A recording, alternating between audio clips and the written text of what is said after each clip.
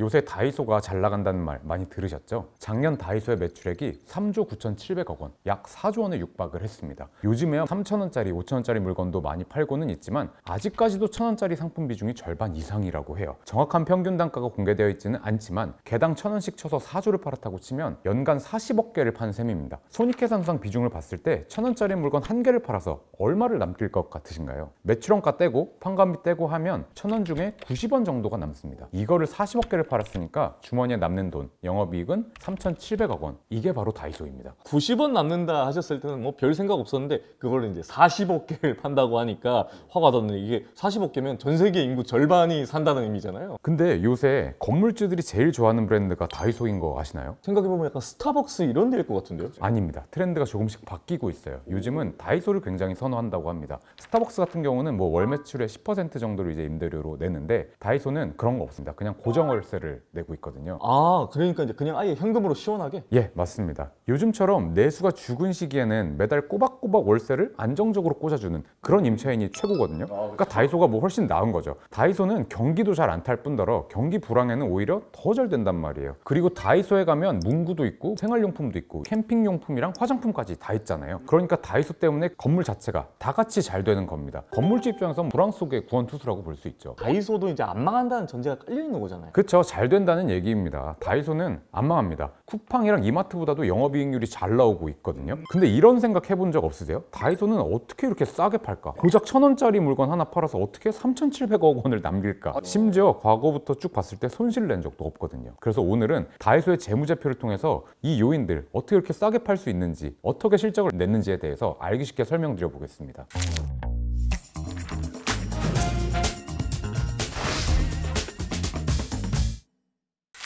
일단 다이소의 24년도 매출은 3조 9,700억 원, 약 4조 원 정도가 됩니다. 근데 더욱 놀라운 건 최근 매출 성장률 추세입니다. 매년 약 15%씩 성장을 해오고 있어요. 편의점, 대형마트, 백화점 같은 전통적인 오프라인 시장의 강자가 성장 둔화를 겪고 있거든요. 모두가 그래요. 근데 다이소만 혼자 성장하고 있습니다. 1,000원짜리 물건 팔아서 이렇게 매출이 빵빵 터지는 것도 신기한데 애초에 어떻게 이렇게 물건을 싸게 파는 거지? 이런 생각 들잖아요. 왜 이렇게 싸지? 이렇게 늘 궁금했는데 아무래도 이게 싸게 떼올 수 있어서 일단 그렇긴 하겠죠? 맞습니다. 가장 큰 비결 중에 하나는 싸게 떼오기 때문입니다. 매출 총이익률을 보면 원가를 역으로 계산할 수가 있는데 이 수치가 한 38% 정도가 나와요. 그럼 매출 원가율이 62% 정도라는 얘기가 됩니다. 그러니까 1,000원짜리 물건 요거 팔기 위해서 사오는 원가, 떼오는 원가가 620원 정도가 된다는 얘기예요. 근데 이게 좀 특이해요. 싸게 팔고 있는 물건을 사와서 떼다가 판다기보다는 최종 판매 가격을 1,000원에 맞춰놓고 대량 발주를 통해서 더 저렴하게 생산할 수 있는 전 세계의 제조사를 찾아다닙니다. 그리고 다이소 제품을 보시면 알겠지만 불필요한 디자인이나 브랜딩을 최소화해서 불필요한 비용도 줄여나가고 있거든요. 이번에 이슈가 됐었던 다이소 영양제도 같은 맥락에서 해석을 할 수가 있겠죠. 현직 약사 리뷰를 보니까 기존 영양제보다 성분이 좀 덜 들어가기는 했는데 근데 가성비 측면에선 괜찮은 상품들이 몇 개는 있다고 하더라고요. 즉 싸구려가 아니라 가성비라는 모토, 이게 다이소의 높은 매출 성장률과 또 준수한 매출 총이익률을 한마디로 요약할 수 있는 단어라고 할 수 있겠습니다. 뭐 예전에 한동안 노브랜드 열풍 불었던 거랑 비슷하게 느껴지네요. 디자인을 엄청 간소하고 포장도 단순하게 하는 대신 물건을 싸게 파는 거죠. 품질을 좀 더 높여주고요. 그리고 마케팅이나 유통 과정에서 드는 비용도 굉장히 많이 절약을 했다고 봐야 되더라고요. 전 사실 광고 선전비 금액 보고 진짜 놀랐어요. 나름 리테일 업계에서 매출이 4조, 광고 선전비로 매출의 몇 퍼센트 났을 것 같으세요? 이제까지 경험으로 보면 광고 선전비로 그래도 한 1%, 2% 이렇게 썼어요. 예. 그쵸. 쿠팡이 한 2%, 3% 쓰거든요. 예, 맞아요. 예. 근데 다이소는 0.1% 씁니다. 연간 40억 정도 써요. 0.1%요? 뭐 그러니까 10분의 1, 20분의 1? 0.1%입니다. 쿠팡이 아까 말씀드린 대로 연매출 대비 한 2%에서 3% 정도 써요. 매출액이 쿠팡이 한 36조 원 정도 나오는데 한 1조 원대 정도를 이제 광고 선전비로 쓰거든요. 리테일이나 이커머스를 기준으로 이게 특별하게 높은 수치가 아니에요. 다이소랑 매출 규모가 비슷한 회사 중에 삼천리라는 회사가 있습니다. 삼천리 자전거가 아니라 경기도랑 인천에 도시가스 공급하는 이제 우리나라 도시가스 업계 1등인 회사인데 여기가 이제 연결 매출이 한 5조 정도 하거든요. 이 회사도 광고 광고비로 120억은 태웁니다. 도시가스를 팔아도 광고비로 120억 정도는 써요. 근데 유사한 규모의 매출을 하는 리테일 기업이 광고 선전비로 40억을 쓴다? 이건 되게 특이한 거죠. 마케팅은 그냥 뭐 광고를 적게 했나 이렇게 싶은데 유통비는 대체 어떻게 줄였나요? 다이소는 물류 자동화랑 자체 유통망을 활용해서 유통비를 되게 많이 줄였다고 평가를 받고 있어요. 이게 얼만큼의 원가 절감 효과인지를 가늠해 보기 위해서 올리브영이랑 비교를 해봤습니다. 그 다이소가 매장 수나 뭐 판매 방식이 올리브영이랑 꽤나 유사하거든요. 올리브영의 작년 물류 비용이 한 2,800억 원 정도가 나와요. 근데 다이소는 보면은 500억 원에서 600억 원 수준이에요. 중간 단계를 많이 줄이고 자동화 시스템을 잘 활용해서 얻어낸 비용 절감이라고밖에 볼 수 없습니다. 이런 식으로 해서 물건을 1,000원에 어떻게든 공급을 하고 하나 팔 때마다 90원씩 이렇게 가져가는 거고요. 원가가 620원이고 판관비가 290원 정도니까 90원 정도가 남는 거죠. 이렇게 해서 달성한 24년도 영업이익률이 9.4%입니다. 9.4%가 어느 정도 수치인지 가늠이 안 되실 수 있는데요. 대한민국 리테일 회사가 내수시장에서 9.4%의 영업이익률을 달성한 거면 진짜 엄청난 겁니다. 24년도 쿠팡의 실적이랑 비교를 해볼게요. 쿠팡의 영업이익률이 3.5%입니다. 쿠팡의 총 매출액이 36조 원, 매출 원가가 25조 원, 영업이익이 1.2조 원이었죠. 그래서 다이소보다 매출액은 9배 정도가 높은데요. 영업이익은 3.5배가량밖에 차이가 안 납니다. 쿠팡의 매출 원가율에도 집중을 해야 됩니다. 매출액과 비교해서 얼마에 떼다 파는지를 알 수 있는 비율인 거니까요. 쿠팡의 매출 원가율은 70%가 넘어가요. 반면 다이소는 아까 살펴본 것처럼 60% 초반대죠. 그러니까 다이소는 매출 단가가 1,000원, 3,000원 수준으로 그렇게 낮은데도 마진은 오히려 쿠팡보다 좋습니다. 이번에는 이마트의 별도 손익계산서를 준비해봤어요. 마찬가지로 매출 원가율이 오히려 다이소보다 높아요. 다이소의 마진이 더 높다는 뜻입니다. 영업이익률은 24년도에 심지어 이마트는 1%대도 깨졌거든요. 또 이마트의 영업이익이 1,200억 원 정도였으니까 영업이익의 그 볼륨 그 자체도 다이소가 이마트보다 훨씬 높습니다. 그러니까 영업이익으로 두고 봤을 때 질적으로나 양적으로나 다이소가 이마트를 제친 지는 이미 오래전인 거죠. 다이소를 보면서 사실은 좀 이미지가 티끌모 같은 회사 이렇게 생각을 하고 있었는데 그 티끌이 뭐 그냥 티끌이 아니고 엄청 큰 티끌이네요. 그렇죠. 티끌이 모으니까 꽤나 커졌죠. 코스메틱 산업이 대표적인 고마진 사업이라고 하잖아요. 네. 그리고 코스메틱 리테일의 정점에 있는 건 올리브영. 올리브영의 영업이익률이 작년에 12% 정도였고 이게 찬사를 받는 영업이익률이거든요. 근데 다이소가 9.4%? 솔직히 비벼볼 만한 거거든요. 오히려 쿠팡이나 이마트와의 영업이익률보다 올리브영의 영업이익률에 좀 더 가까워요. 그러니까 1,000원짜리 생활용품을 팔아서 올리브영이랑 영업이익률을 비슷하게 맞췄다는 것 자체가 이거보다 좀 넘사라는 거죠. 근데 이것들 외에도 재무제표 중간중간에 원가 절감의 요소들이 좀 숨어 있습니다. 더 있어요? 더 있습니다. 이제 시작입니다. 앞의 내용은 좀 대중적으로 많이 알려진 것들이고요. 재무제표를 좀 샅샅이 봐야지만 알 수 있는 뭐 재밌는 요소들이 좀 있더라고요. 그래서 살펴보고 나면 아 다이소가 진짜 원가 절감의 진심이구나, 할 수 있는 건 다 있구나 싶은 요인들이 좀 있습니다. 재고자산 평가 충당금 이 수치를 한번 우리가 살펴볼게요. 이게 좀 눈에 띄거든요. 다이소의 재고자산 평가 충당금 설정률이 쿠팡에 비해서 굉장히 낮은 편입니다. 다이소의 기말 재고 대비 평가 충당금의 비율이 2%대, 쿠팡은 7%에서 8%대 정도를 유지를 하고 있어요. 재고자산 평가 충당금이 뭐냐면 상품을 그러니까 사온 금액, 떼온 금액이 나중에 상품을 팔아서 남길 금액보다 클 것으로 예상된다면, 쉽게 말하면 팔아봤자 손해일 걸로 예상이 된다면 그 손해 금액만큼은 미리 손실로 인식하라는 회계상의 개념으로 보시면 되는데 아직 팔리지 않았어도 잡아야 되는 비용인 겁니다. 제값 받고 못 파는 경우인데 그 사례를 회계 기준에서는 아래와 같이 기술을 하고 있어요. 즉 상품의 유행이 지나다 판매가가 떨어지기도 하고 파손되기도 해서 판매 가치가 떨어지기도 하는 등등의 금액을 이제 재고자산 평가 충당금으로 잡는 건데 다이소의 제품들은 생각을 해보면 사실 크게 유행을 타지 않는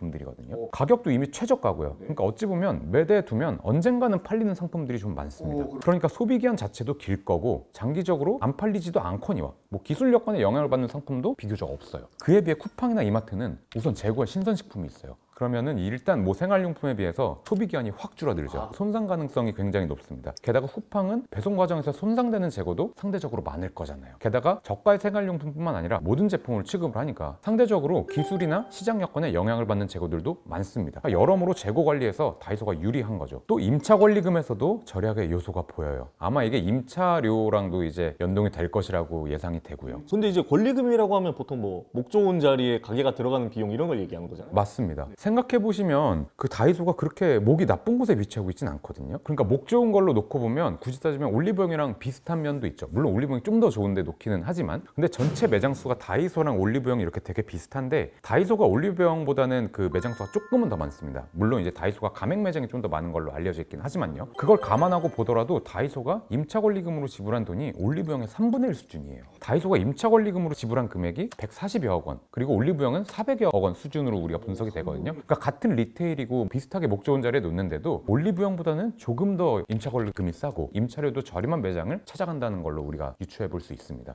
이렇게 숫자로 보니까 다이소가 생각보다 꽤나 인상적인 부분들도 많고 뭔가 이게 절감을 하기 위한 계산을 많이 한다는 느낌이 많네요. 호실적이 지속적으로 유지가 되었기 때문에 이 회사의 재무 구조는 특히 좀 인상적이에요. 자기 자본 총계가 1.1조 원 정도가 되는데 여기서 대부분이 미처분 이익입니다. 그간 벌어서 남은 게 1조가 넘는다는 얘기인 거죠. 그 덕분에 우선 차입금이 없습니다. 당연히 필요가 없겠죠. 이미 잘 남고 있는데. 그래서 당연히 차입금 대비 자기 자본 비율은 0%고요. 부채 항목들은 모두 운전 자본과 관련된 뭐 매입 채무, 미지급금 같은 계정들이거나 아니면 뭐 퇴직급여 충당 부채나 뭐 반품 충당 부채 같은 뭐 그런 충당 부채 등으로 구성이 됩니다. 그런 부채들을 다 합쳐도 자기 자본보단 항상 낮은 수준입니다. 그래서 부채 비율이 100%를 뭐 한참 하회하고 있죠. 특이한 건 23년도에 부채 비율이 순간적으로 좀 높아졌다는 건데 이건 사실 특별히 부채가 증가했다기보다는 23년도 당시에 자본 자체가 좀 낮아졌었던 특이한 거래가 있었기 때문인 것으로 그 분석이 됩니다. 23년도 재무제표에 꽤나 특이한 거래가 잡혀 있습니다. 자기 주식의 취득 및 소각이라는 항목입니다. 자본 변동표에 자기 주식 취득 및 소각이 5,300억 원 가량이 확인이 되고요. 현금 흐름표를 확인해 보면 그만큼의 현금이 실제 지출된 것까지도 확인을 할 수가 있습니다. 다이소가 실제로 회사에 남아있던 돈을 주고 특정 주주의 지분을, 그러니까 다이소의 자기 주식, 자사주를 사왔다는 뜻이거든요. 근데 금액적으로 이렇게 큰 규모의 자기 주식 거래가 흔하지는 않습니다. 게다가 자기 주식 취득이랑 소각이면 일반적으로 이제 이건 유상감자 절차여야 하는 거거든요. 근데 자본금을 감소시켜야 되는 건데 이 거래에서는 자본금이 변경되지도 않았어요. 특이하죠. 그러네요. 이 거래가 뭘까요? 이 거래는 다이소는 한국 기업인가라는 질문과 관계되어 있습니다. 질문에 대한 결과를 먼저 말씀드리자면 이젠 이름만 일본식인 한국 기업이 다이소입니다.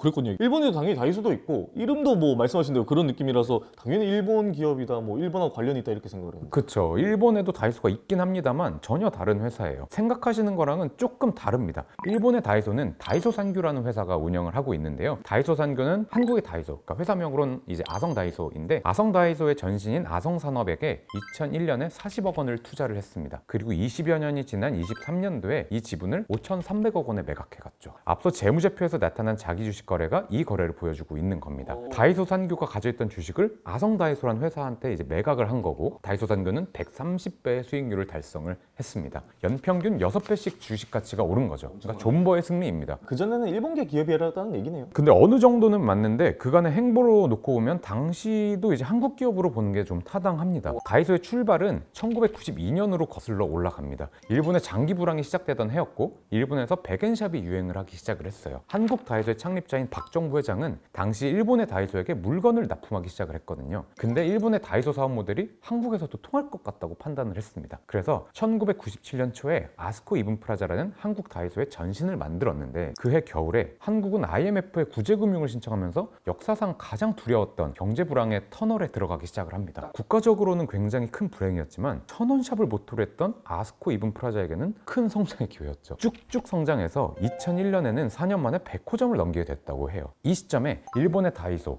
산규가 아성 다이소의 전신인 아성 산업에게 40억 원의 투자를 하고 지분 34%를 갖게 됩니다. 이때 한국의 아스코 이븐 프라자라는 명칭도 다이소로 변경을 했어요. 사실상 우리가 아는 그 다이소가 시작된 겁니다. 일본에서 초기에 일부 투자를 했었고요. 또 일본의 백엔샵 컨셉을 가져왔고 또 일본과 동일한 사명을 썼다는 점 정도가 이제 일본과 관련이 있다는 점인데 일본계 기업이라고까지 말하기는 좀 애매합니다. 왜냐하면 지분 구조나 경영권 모두 박정부 회장이 지배력을 다 보유하고 있었거든요. 사업 초기 단계에서 일본과 관련이 깊긴 했지만 언제나 일본의 경영 간섭이나 일종의 외생 논란을 떼고 싶어 했었던 흐름도 있었어요. 그도 그럴 게 국내 유통업계에서 일본계 회사로 불려지는 게 그렇게 좋은 것만은 아니거든요. 일본이랑 외교 분쟁만 일어나면 뭐 직격탄을 맞곤 했습니다. 불매운동 같은 것도 막 벌어지고요. 또 어느 순간부터 다이소 산규에서 배당을 요구하거나 아니면 뭐 경영권 일부를 달라고 했어요. 점점 요구사항이 많아지기 시작을 하는 거죠. 그래서 아성 다이소의 머릿속이 복잡해졌다고 합니다. 왜냐면 첫 투자 당시에는 경영권을 보장하기로 하는 약속이 있었거든요. 결국 아성 다이소는 다이소 산규를 5,300억 원을 주고 내보내기로 결정을 했고 이 거래로 다이소는 일본계 논란에 종지부를 찍은 거라고 보시면 됩니다. 이제 경영권이 완전히 분리된 이제 별도 법인이니까요. 그래서 브랜드 모양이 서로 다른 모양이군요. 근데 좀 이상한 점도 있죠. 다이소 산규를 내보내기 전이라고 해도 아성 다이소의 지배주주인 아성 HMP는 이미 과반 이상의 지분을 가진 최대 주주거든요. 근데 왜 일본 다이소 산규의 경영 참여 요구나 뭐 배당금 확대 요구를 무시하지 못했던 걸까요? 주주 간의 별도 약정이 있었던 걸 수도 있지만 다이소 산규가 가진 34%의 지분만 보더라도 여기에 꽤나 중요한 이유가 있습니다. 주주총회는 주식회사의 가장 중요한 의사결정 기구잖아요. 경영권을 행사하는 핵심 기구라고 보시면 되는데 근데 주주총회의 결의사항에는 상법상 두 가지 가지가 정해져 있습니다. 보통 결의사항과 특별 결의사항 이렇게 두 개가 있는데, 특별 결의사항 같은 경우에는 출석한 주주의 주식수가 총 발행 주식수의 3분의 2 이상이어야 한다라는 요건이 있어요. 근데 아까 34%니까 일본 다이소 상규가 가져 있는 지분은 3분의 1 이상이 초과가 되거든요. 그렇게 되면 다이소 상규가 가진 34%의 지분이 있는 이상 아성 H&P는 특별 결의사항에 대해서는 다이소 상규 협조가 필수적이게 됩니다. 게다가 특별 결의사항은 회사의 주요 의사결정 사항들인 거거든요. 이걸 독립적으로 결정할 수 없게 되는 거고, 이게 넘어오지 않는 이상 회사를 완전하게 지배할 수 없다고 봐야 합니다. 시장에서도 총 발행 주식수의 3분의 1을 가지면 회사를 지배할 수는 없어도 회사가 원활하게 돌아갈 수는 없게, 운영할 수는 없게, 그걸 방해하기에는 충분하다고 보는 게 그 3분의 1 지분의 가치거든요. 즉 다이소 상규가 가진 34%의 지분이 없다면 아성 H&P가 가진 66%의 지분만으로는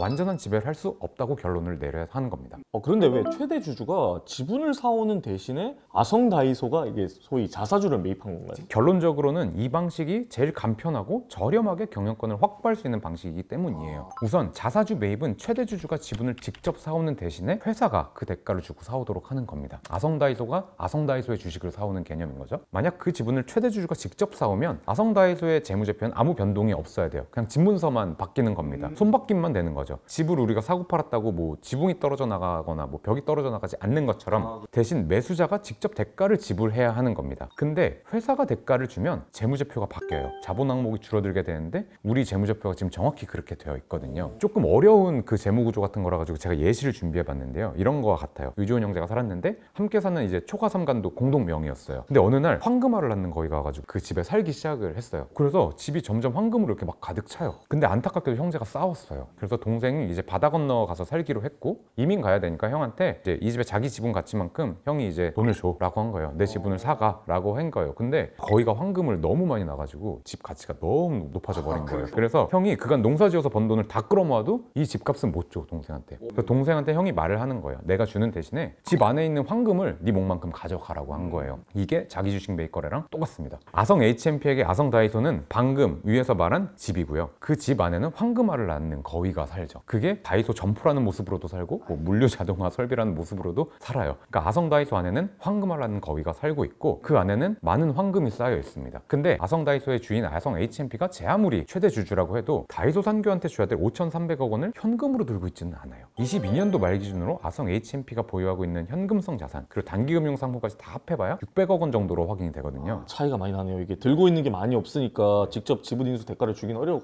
모양이군요, 이게. 근데 아성 다이소가 자사주를 매입하는 거라면 얘기가 다릅니다. 아성 다이소는 그간의 실적 때문에 현금성 자산이라는 황금알이 아주 많았거든요. 최근 5년 기준으로 뭐 1,000억에서 3,000억 사이의 당기순이익을 꾸준히 내왔고요. 이전에도 결손을 낸 적이 없었거든요. 그 결과 22년도 말 기준으로 현금성 자산 그리고 단기금융 상품을 합치면 5,800억 원 정도가 잉여되어 있어요. 그러니까 이 황금알을 다이소 산교를 내보내는데 활용하기로 한 겁니다. 다이소 산교에게 아성 다이소 내부에 쌓여있는 황금알을 주고, 그리고 공동명의분 집문서에 해당하는 34%의 주권을 사서 태워버리면, 그럼 결과적으로 아성 H&P가 가진 지분만 발행 주식으로 남게 되죠. 황금알은 많이 사라졌지만 황금알을 낳는 거위들이 산 집, 그거는 단독 소유하게 되는 효과를 갖는 것과 동일합니다. 집 나간다는 동생한테 직접 돈을 주지 않았지만 효과가 같아지게 되는 거죠. 이게 자기 주식 매입 소각 거래인 겁니다. 만약 지배주주인 아성 H&P가 직접 5,300억 원을 내고 다이소 상교에게 지분을 사려면 아성 H&P는 자금이 없잖아요. 결국 다성아이소가 이제 아성 H&P한테 현금 배당을 해줘야 되는 거거든요. 근데 다이소가 배당을 한다면 여기에서 34%는 다이소 상교가 손을 들어요. 그러면 66%만 아성 H&P 거거든요. 그러니까 5,300억만 배당을 해서 안 되는 거죠. 아성 다이소가 아성 H&P한테 배당을 주면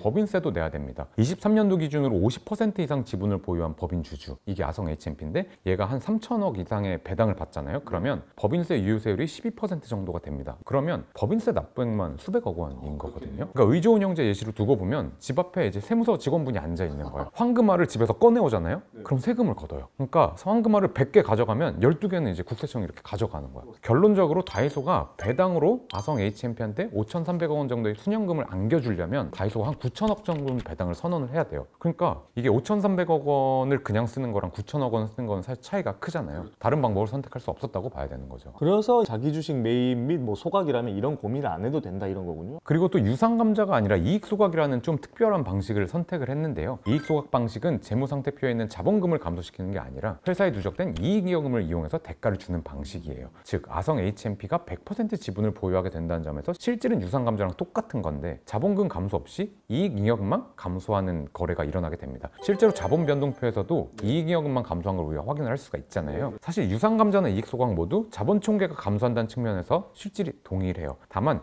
유상감자는 채권자 보호 절차를 거쳐야 되거든요. 이익소각 방식은 근데 이걸 거치지 않아도 돼요. 배당의 일종이라고 보는 거거든요. 근데 이게 꽤나 유의미하죠. 그 채권자 보호 절차를 놓고 봤을 때 다이소의 펀더멘탈을 무시하는 채권자는 아무도 없겠죠. 다이소에 물 건너는 업체들, 이 사람들도 외상 매출금 가지고 있으니까 다 채권자거든요. 이게 사실 한둘이 아닌 거니까 채권자 보호 절차는 웬만하면 없는 절차를 선택하는 편이 나을 겁니다. 여러모로 가성비나 효율을 중시하는 흐름과 유사한 기업 구조 재편 방식이었다고 보시면 될 것 같습니다. 정말로 우리 삶의 필수라고 얘기를 해야 되는 다이소잖아요. 오늘 좀 새로운 모습도 많이 봤는데 다이소 앞으로의 미래는 좀 어떻게 될 거라 보시나요? 사실 다이소가 무서운 건 가성비템을 파는 회사인데 경기가 좋은 상황에서도 이익을 내었다는 거예요. 고물가 시대에 맞춘 가성비템들을 출시를 하고 또 화장품이나 의류 같은 비교적 고부가 가치의 상품들도 출시를 한단 말이죠. 그 가성비라는 모토를 해치지 않으면서도요. 또 온라인 배송 같은 산업의 흐름에서도 뒤처지지 않고 영업을 확대해 나가고 있죠. 전반적으로 다이소는 자신의 아이덴티티를 해치지 않으면서도 시대의 흐름을 빠르게 캐치해 나가고 전략을 실행하는 능력이 있는 걸로 보여집니다. 오늘은 원가 절감의 측면에서 좀 분석을 많이 했는데요. 시대의 흐름에 맞게 변화해 나가는 모습도 참 인상적인 회사예요. 경기 흐름을 가리지 않고 이익을 내는 법을 정확히 알고 있는 회사라는 느낌이 듭니다. 근데 이런 가성비템들이 더 주목받고 실적이 상승하는 시기는 불경기 국면이거든요. 슬픈 일이지만 대한민국은 저성장과 경기 둔화의 흐름에 있습니다. 그 징후가 뚜렷하게 나타나고 있어요. 25년 1분기 GDP는 전년 동기 대비 0.1% 감소했다고 하고요. 한국은행이 발표한 25년도 경제성장률은 1.5%인데 이것도 전망치가 계속 하향되고 있다고 해요. 국가적으로는 좀 슬픈 일이지만 이런 경제적 상황은 다이소에게는 홈경기 같은 상황입니다. 그러니까 사람들은 더 저렴한 상품을 찾을 거고요. 절약하기 위해서 더 많이 다이소를 찾게 될 겁니다. 기존의 인플레이션 국면이나 아니 경기가 비교적 좋았던 국면은 오히려 원정 경기 같은 상황이었는데 다이소는 원정 경기에서도 잘한 거예요. 홈 원정을 가리지 않고 잘하는 팀인데 이젠 홈게임으로 돌아오게 된 겁니다. 저성장의 국면을 맞이한 대한민국에서 되려 성장이 예상되는 다이소의 행보에 관심을 가져보시면 좋을 것 같습니다.